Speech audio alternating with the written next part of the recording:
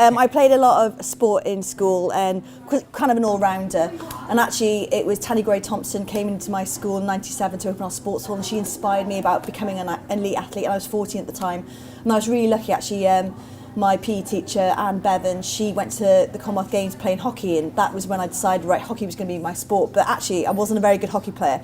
So I joined Penarth Hockey Club and worked really hard. I'd tell the story about, when all my friends were having lunch, I'd go to the sports hall, probably on my own, and just mess around and try and kind of learn to be a better hockey player. But it wasn't easy. But I was really lucky to represent Wales. And like I said, I was never the best hockey player, but I worked hard, let's put it that way. And obviously your career came to an unfortunate end. How did you deal with that? Yeah, I mean, that's sport, and actually that's life. And, my dream was to go to Commonwealth Games, and I missed 2 because of injury. And it was really tough. I spent probably half of my hockey career being injured.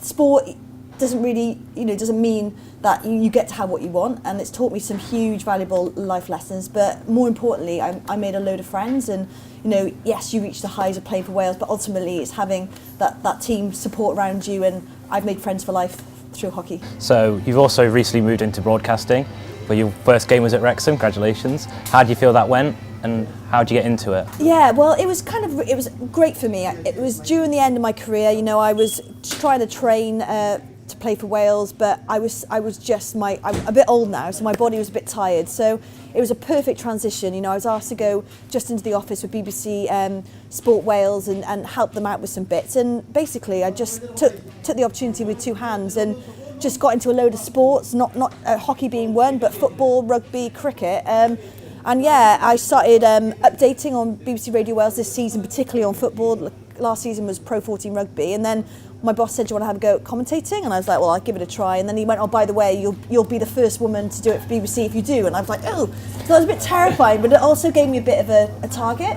And, in this day and age, it's 2019, we shouldn't be having the first woman to be doing anything, especially in sports broadcasting. But ultimately, I personally believe, let's not see it as a barrier, let's see it as opportunities. And yeah, I mean, I hate saying it, and history maker is probably a bit of a strong word for me, but I feel very honoured to be on the air at any point with BBC Wales, and Saturday was a very special moment for me. Also, you've talked about in recent interviews the fact there's no female role models, or isn't many anymore. How do you feel like you've changed that, or you're changing that? Growing up, I think it was different because obviously we only had 4 channels on the TV. I'm 36 this week, so we're going back a long way, and there was no internet.